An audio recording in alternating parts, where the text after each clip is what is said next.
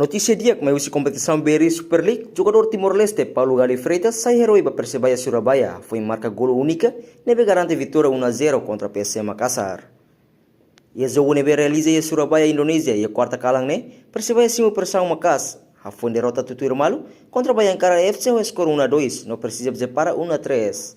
Durante o jogo em minuto senulu larang, PSM Makassar domina bola ho porcento 5 resensia, enquanto Persebaya porcento hat nulu resen ida, mas efetividade Persebaya dia cliu, remata dalam rua nulu, nebe direita babaliza. Enquanto em minuto nulu resen hito, jogador Paulo Gali Freitas, simu bola ya are penalidade, hal controlo dia no remata forte para de PSM, ho gol ida ne, hal Persebaya ukung 1-0 to jogo ne remata. No liu si golo idane, halo Paulo Gali hatama golo, total neng, ia beri Super League, semana Ronaldo resentolo, halo nessa figura ofensivo importante ba equipa. Ho vitória idane, Persebaya saiba posição 5, ho ponto tolo nulu resen walu, halo equipa continua ba competição e tabela classificação top.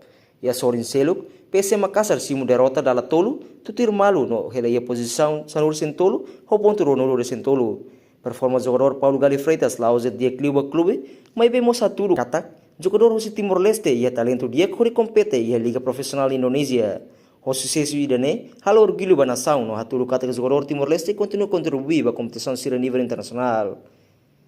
Portanto, Paulo Gali sai herói essa semana Ronaldo Sentolo, jogo BRI Super League, hal Persebaya Surabaya assegura ponto tolo importante. Reportagem Ino de Jesus, Televisão Timor Post.